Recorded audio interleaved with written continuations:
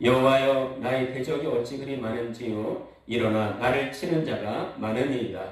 많은 사람이 나를 대적하여 말하기를 그런 하나님의 구원을 받지 못한다. 셀라. 여호와여 주는 나의 방패시요 나의 영광이시요 나의 머리를 드시는 자이시니이다. 내가 나의 목소리를 여호와께 부르짖으니 거의 성산에서 응답하시는도다. 아멘. 셀라. 예. 할렐루야. 아멘. 혹시 지난주 말씀 기억하십니까? 예. 없겠지요? 예. 절대 한 귀로 듣고 한 귀로 흘려보내면 안 돼요. 예. 믿음은 말씀을 들음으로 생겨나고 성장과 성숙은 하나님의 말씀을 순종할 때에 이루어집니다. 예. 그래서 말씀을 듣고 순종하지 않으면 맨날 그 자리에서 빙빙 돌고 앞으로 나아가지 못해요. 예. 야고보 기자는 2장 26절에 영혼 없는 몸이 죽은 것같이 행함이 없는 믿음은 죽은 것이라 이렇게 말씀하셨습니다. 그러니까 믿음도 산 믿음이 있고 죽은 믿음이 있다는 거예요. 우리는 장로님은 결혼하셨지만 또 우리 집사님은 하셨고 결혼을 해도 산 사람과 하지 죽은 사람은 안 한단 말이죠. 글쎄 세상 사람들은 영결식이라고 해가지고 죽은 사람과도 결혼하는 것이 무속에 있긴 하지만 우리는 죽은 사람과 결혼을 하는 것이 아니라 산 사람과 결혼을 합니다. 죽은 것은 의미가 없어요. 믿음도 그렇습니다. 죽은 믿음은 의미가 없어요. 그러면 뭐가 살아있는 믿음이냐? 우리 주보에 야고보서 2장 26절 함께 같이 읽도록 하겠습니다. 2장 26절 시작. 영혼 없는 몸이 죽은 것 같이 행함이 없는 믿음은 죽은 것이니라. 행함이 없는 믿음은 죽은 것이랍니다. 근데 이 행함은 무슨 행함이에요? 하나님 말씀에 대한 순종. 말씀을 들음으로 믿음이 생기고 말씀을 순종함으로 산 믿음이 되고 성장, 성숙이 이루어집니다. 그래서 말씀을 듣기만 하면 안 돼요. 말씀을 아는 것을 넘어서 말씀을 살아내는 자가 되어야 됩니다. 이것이 참다운 신앙인이고 하나님 앞에서 아름다운 신앙이 될 거예요. 여러분 그렇게 되길 원하십니까? 아멘. 그렇죠. 원하시는 분만 하나님의 능력이 임하여서 그대로 되어지길 축원드립니다. 자, 오늘 말씀 듣기 전에 함께 고백하고 시작하시겠습니다. 시작. 오늘도 주님의 아름다우심을 보게 하소서. 제가 이전 교회에서 1:1 제자 양육을 했는데요. 우리 교회에서도 좀 더 교인들이 많아지면 1:1 제자 양육을 하려고 합니다. 근데 1:1 제자 양육의 목적이 뭐냐? 온전히 그리스도의 제자로 양육되라는 거예요. 다시 말하면 그리스도 중심의 삶을 살라는 겁니다. 간단히 말하면 우리 삶 가운데 하나님의 뜻을 이루라는 거예요. 그러려면 반드시 필요한 것이 우리의 연단입니다. 연단이 필요해요. 많은 연단이 있지만 하나님께서 즐겨 사용하시는 연단 중에 하나가 인간관계 훈련인 것 같아요. 인간관계 훈련. 이게 어떤 훈련이에요? 사람의 줄 끊는 훈련, 사람을 의지하지 못하게 하는 훈련, 사람에게 실망하게 하는 훈련, 사람에게 버림받는 훈련, 찾아올 사람이 없고 찾아갈 사람이 없는 훈련. 이게 다 어려운 거예요. 힘든 겁니다. 사람은요 두 방향으로 뛸 수가 없습니다. 하나님도 의지하고 사람도 의지하고 이거 못해요. 물질도 사랑하고 하나님 사랑하고 이거 안 됩니다. 그때 어려운 일이 있을 때에 우리는 제대로 결단할 수 있어야 됩니다. 다 끊어지고 거절당하고 또 내가 원하는 내가 찾고 있던 그 줄이 끊어질 때 사랑이 저만치 갈 때 그럴 때 우리는 하나님을 신뢰할 수 있는 좋은 기회가 되도록 결단해야 됩니다. 사랑이 저만치 가네 이렇게 부르던 가수가 있었습니다. 혹시 누군지 아세요? 사랑이 저만치 가네? 김종찬 씨예요. 지금은 목사님이 되셨습니다. 자기의 마음을 그 가사에 다 담아뒀던 것 같아요. 자기가 잡고 있던 사랑이 저만치 가는 과정을 겪고 나니 지금은 왕성하게 또 간증 사역을 하고 계십니다. 그분에게 그것이 연단이었던 거예요. 그런 연단을 이겨내면 자신의 신앙 수준이 풍성해집니다. 연단인 줄 안다면 하나님께 나아가서 해결받아야지 연단의 아픔 묵상하면 반드시 신앙의 후퇴가 있습니다. 우리는요, 신앙이 빙빙빙빙 돌면 안 돼요. 신앙의 성장, 성숙이 이루어져야 됩니다. 다윗은 인간관계가 힘들 때마다 하나님을 찾고 속상한 마음을 아뢰고 통곡하기도 하고 부르짖음으로 하나님께 아뢰입니다. 다윗의 주변에는 많은 사람들이 있었지만 하나같이 큰 대적뿐이에요. 날마다 대적들은 다윗을 치며 공격합니다. 그런데 그 중에서도요, 정말 참기 힘든 것은 아들의 공격이었습니다. 아들이 아비를 대적하는 거예요. 그 아들 누구예요? 다윗을 공격했던 그 아들 이름이 누구예요? 우리 오늘 말씀 시편 3편의 표제를 한번 보도록 하겠습니다. 지난주에 표제가 뭔지 말씀을 드렸죠. 시편을 읽다 보면 그 시편 옆에 큰 대괄호가 있는데 누가 썼는지, 어떤 배경 하에 썼는지, 또 어떤 악기로 노래하는지 그것을 알려주는 것이 있는데 그것이 표제라고 말씀했습니다. 자, 시편 3편 옆에 표제가 있죠. 같이 한번 읽어볼까요? 시작. 다윗이 그의 아들 압살롬을 피할 때 지은 시. 그러니까 여기에 저자는 다윗이에요. 배경은 어때요? 다윗이 그의 아들 압살롬을 피해 도망하며 지은 시입니다. 여러분, 사람이 겪을 수 있는 고통 중에서요, 최고의 아픔을 꼽자면 사랑하는 사람들에게 버림받거나 무시당할 때입니다. 아주 치욕적이고 견디기 어려워요. 그런데 그 중에서도요, 자식이 아버지를 죽이려 한다고 생각해 보세요. 이보다 더 어려운 상황이 있겠습니까? 그래도 여러분들은 자식이 죽이려 하진 않잖아요. 그렇죠? 다윗은요, 하루하루가 죽은 자와 방불한 삶을 살게 되는데 그때 다윗의 자아가 깨어지게 됩니다. 제가 예전에 신학교에서 공부할 때요, 참 영성학을 가르치는 교수님이 신앙생활에서 가장 어려운 게 뭔가 했을 때 자기 부인이 제일 어렵다 이렇게 말씀하시더라고요. 참 공감이 됐습니다. 자기 부인을 말하니까 자기 와이프를 말하는 게 아니에요. 육적인 자기 생각, 육적인 자기 행위 알면서도 하나님과 맞서는 자기의 약한 의지, 이런 것을 끌어내기가 엄청 어렵다는 거죠.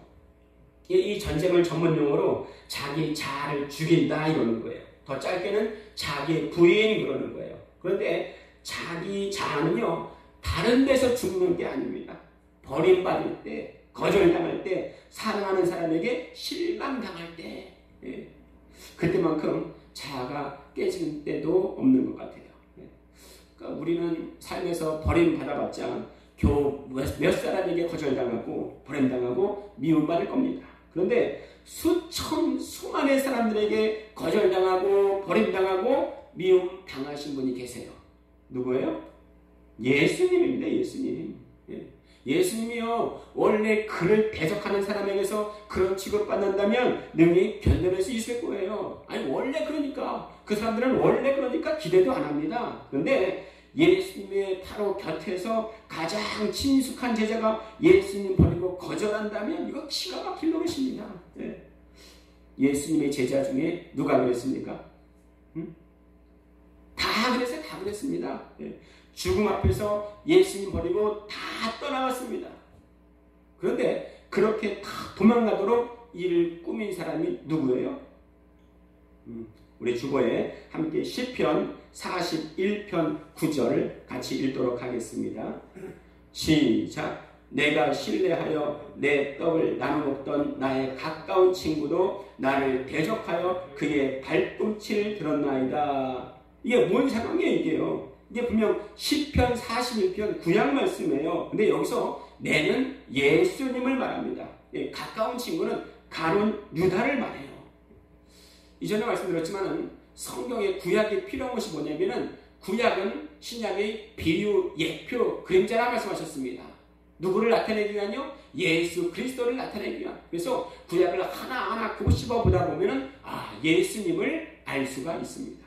오늘 시편 41편도 마찬가지예요.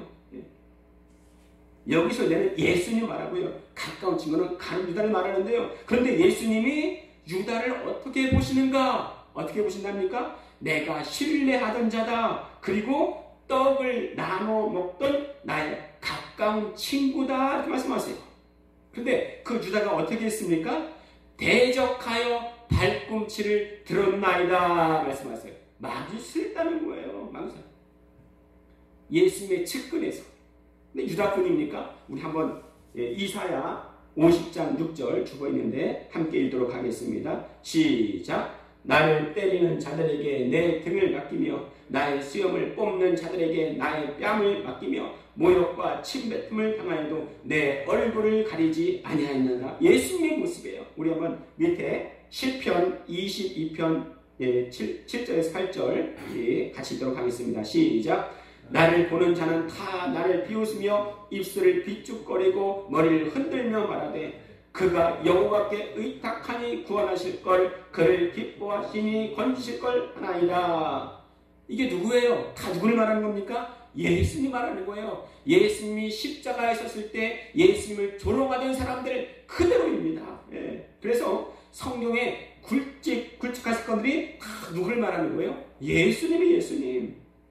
근데 예수님은요, 예수님을 알고 예수님을 사랑하고 예수님이 심지어 또 신뢰하던 제자들까지도 버림받습니다. 그리고 예수님을 모르는 백성들에게도 버림받습니다. 그런데 이와 같은 고난, 버림받음을 지금 누가 당하고 있는 거예요? 다윗이 당하고 있는 거예요. 다윗이. 이거는요, 예수님이 앞으로 당하실 고난의 그림자를 다윗이 미리 당하고 있는 겁니다. 그래서 다윗을 앞으로 오실 예수님의 모형 이렇게 말하는 거예요. 다윗은 구약 사람이잖아요. 그렇죠? 예수님은 신에게 오셨잖아요.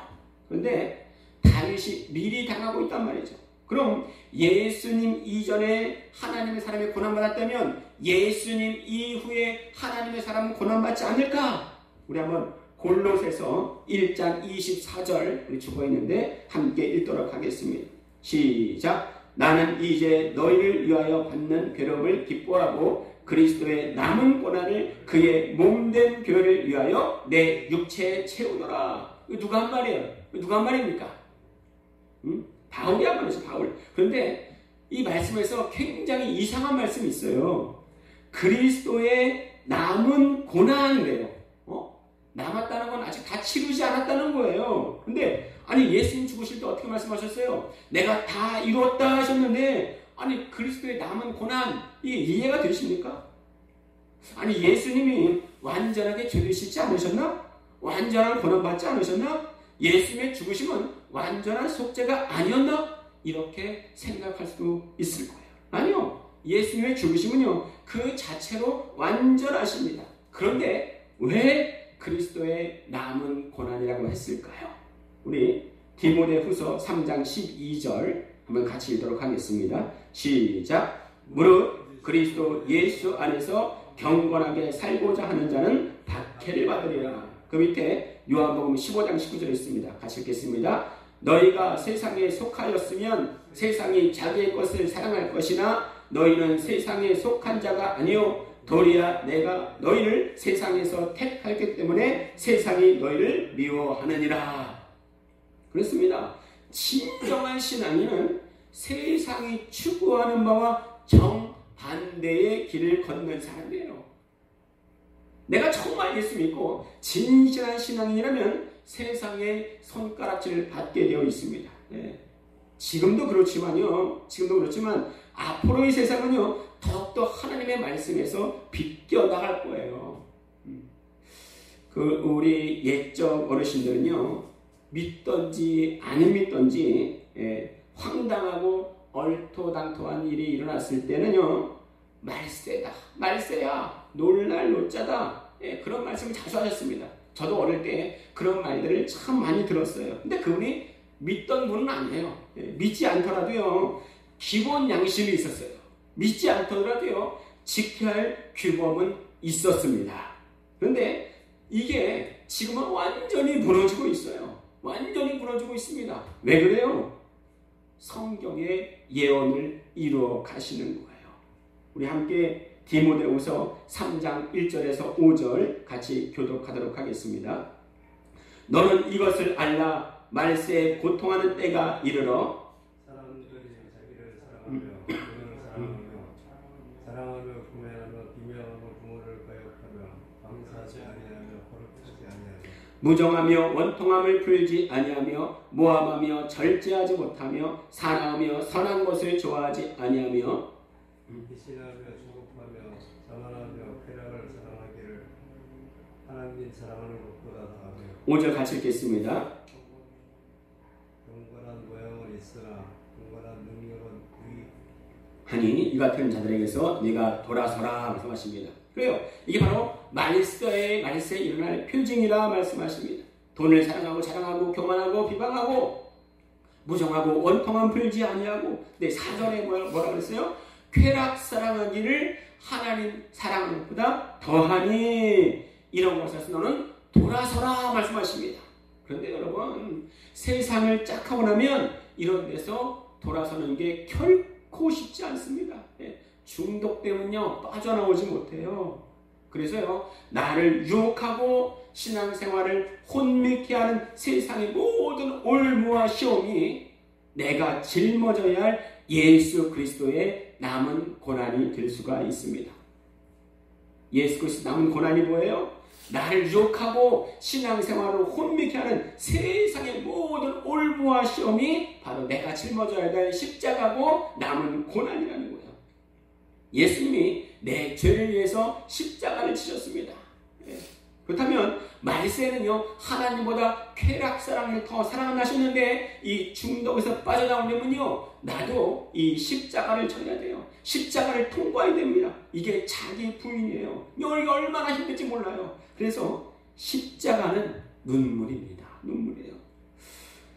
그런 찬양이 있죠. 예전 분들은 많이 하실 텐데, 눈물 없인 못 가는 길, 비 없인 못 가는 길, 영문 밖에 좁은 길이 골고다의 길이라네.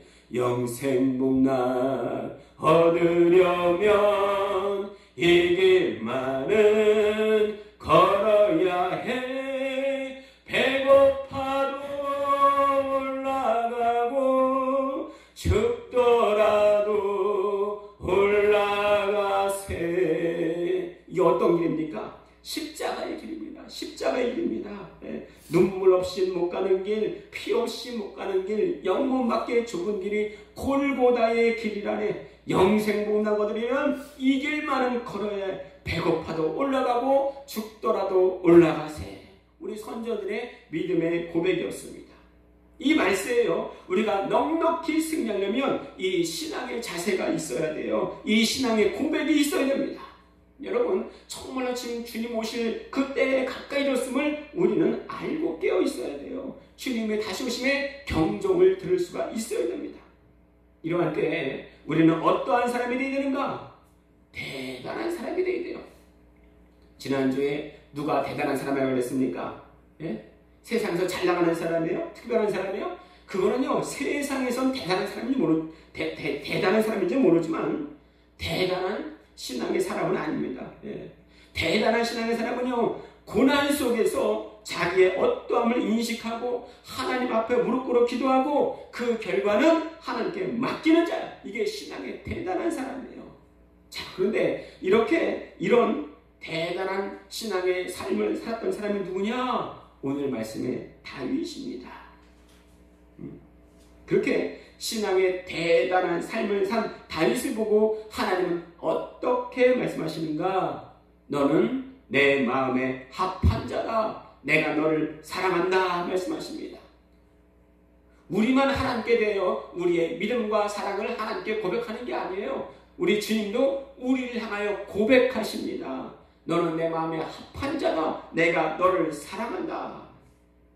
자, 그 다음에 2절입니다. 우리 2절 함께 읽어보실까요? 시작. 오늘 말씀 2절이요. 많은 사람이 나를 대적하여 말하기를 그는 하나님께 구원을 받지 못한다 하나이다. 셀라. 다윗을 향한 원수의 공격은 너무나도 가혹했습니다. 너무나도 가혹했어요. 왜냐하면 다윗이 너무나 사랑하는 하나님을 건들기 때문이었습니다. 여러분, 다윗이 어떤 사람이에요?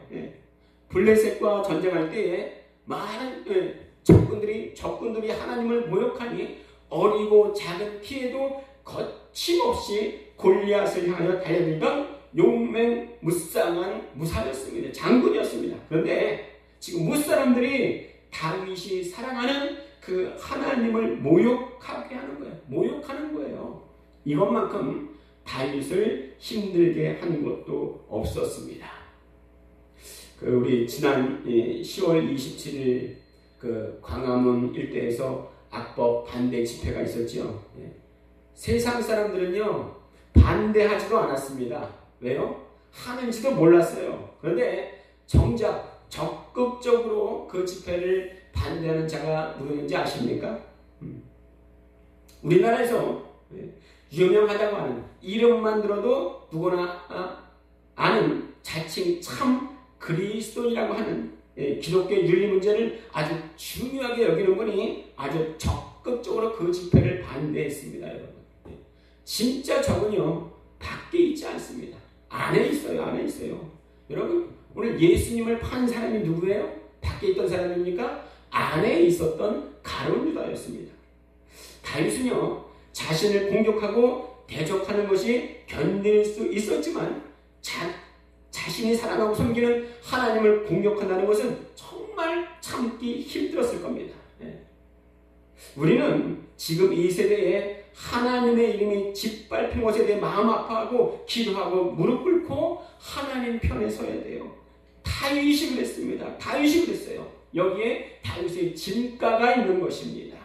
다윗의 믿음은요 기분 따라 변하고 상황 따라 달라지는 믿음이 아니었습니다. 자, 근데 오늘 2절 보시면요 정말 그리 기쁘거나 즐겁거나 행복하거나 이런 긍정적인 요소가 전혀 없어요. 근데 2절 맨 뒤에 보시면 뭐라고 쓰여 있습니까? 다시 한번 2절 읽어볼까요? 시작. 많은 사람들이 나를 대적하여 말하기를 그는 하나님께 구원을 받지 못한다나이다. 그리고 셀라. 시편 읽다 보면 셀라의 뜻이 많이 나와요. 셀라의 뜻이 뭐예요? 몰라요. 어떤지 몰라요. 음악 전문 용어라는 면에서는 명확하지만 그 뜻은 아무도 모르고 있습니다. 아마도 노래를 부르거나 또 악기를 연주할 때 음을 높이라는 의미로 볼 수도 있고요. 악기를 연주하면서 단조로운 흐름을 막으라는 신호로도 볼 수가 있다고 합니다. 근데 정확하진 않지만요. 우리나라 판소리를 할 때 얼쑤 이렇게 흥을 돋구어주는 가락 정도로 여기면 되지 않을까 생각을 합니다. 자, 그런데 여러분 이 셀라가 어디에 붙어 있어요? 2절 적들이 나를 치료하는 때에, 나를 대적하는 때에, 적들이 나를 손가락질할 때에 셀라 하면서 여유 있게 반응을 하고 있습니다. 여러분 이게 다윗의 이야기라서 그렇지요. 만약에 내 입장이라면 셀라 여유 있게 반응할 수 있을까요? 그러면 다윗이 이렇게 왜 어떻게 이렇게 여유 있게 반응할 수 있었을까요? 우리 한번 그 원인이, 그 이유가 3절에 있습니다. 3절 같이 읽도록 하겠습니다. 시작. 여호와여 주는 나의 방패시요 나의 영광이시요 나의 머리를 드시는 자이시니이다. 그럼요, 다윗은요 대적들 앞에서 신세한탄하거나 왜 내게 이런 고난과 고통이 있습니까? 하나님을 향하여 덤비지도 않습니다.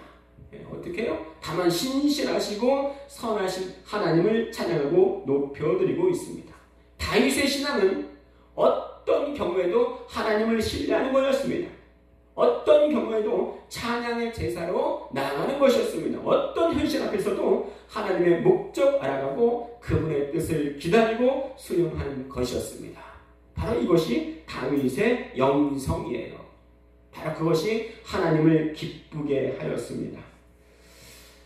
다윗은 사람들의 대적과 또 복잡한 인간 관계를 통해서 한 가지를 배우는 거예요. 나의 소망은 오직 주께 있다는 겁니다. 아내도 남편도 자녀도 친구가 아니었어요. 그리고 나의 도움은 천지를 지으신 하나님께로부터 온다는 사실을 알게 되었습니다. 우리 신앙생활이요, 제동이 걸려서 이러지도 저러지도 못할 때가 참 많이 있습니다. 그것이 하나님이 주시는 연단일 수가 있습니다. 내가 바로 연단인 줄 알았다면요, 버텨야 됩니다. 여러분, 버텨야 됩니다. 여러분, 버티는 게 능력이에요. 버티면 결국은 좋은 날을 보게 될 것입니다. 저는 친구의 전도로 중3 때부터 교회에 나오게 됐어요. 우리 이명훈 집사님은 언제부터 나오게 됐어요? 배석이부터? 네, 그때부터. 네, 그렇죠. 저는 중3 때부터 본격적으로 교회에 나오게 됐는데, 어느 날 주일 평일날 같아요. 학교에서 집에 돌아오니까 저희 어머니과 우리 교회 사찰 집사님이 이게 싸우고 계시는 거예요. 알고 봤더니 당시 우리 사찰 집사님의 집에 우리 집이 새를 살고 있더라고요. 물론 우리 어머니는 당시에 집주인이 교회 다니는 분인 줄 몰랐어요. 또 당시에 또 저희 어머니는 독실한 불교 신자였습니다. 그런데 우리 사찰 집사님이 제 얼굴을 본 것 같은 거예요. 심각하게 고민됐습니다. 그래서 저를 전도한 친구한테 어떤 상황은 말하지 않았지만 이제부터 교회 안 나올 거다 이렇게 말을 했어요. 그랬더니 그 친구가 그래? 무슨 일이 있겠지? 나오지 마라. 이렇게 말한 게 아니고 안 돼! 무슨 말이야? 어떤 일이 있어도 꼭 교회 나와야 돼! 하고 제가 주일날 교회 안 나갈 때마다 계속 찾아오는 거예요. 자전거를 타고 봄, 여름, 가을, 겨울 계속 찾아오는 거예요.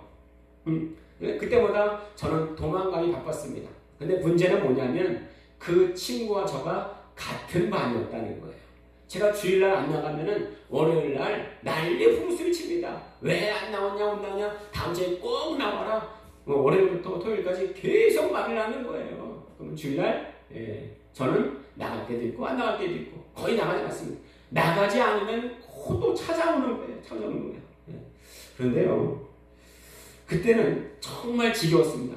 왜 나 이렇게 못 살겠냐, 거머리처럼 그랬는데 지금 생각하면 너무너무 고마운 거예요.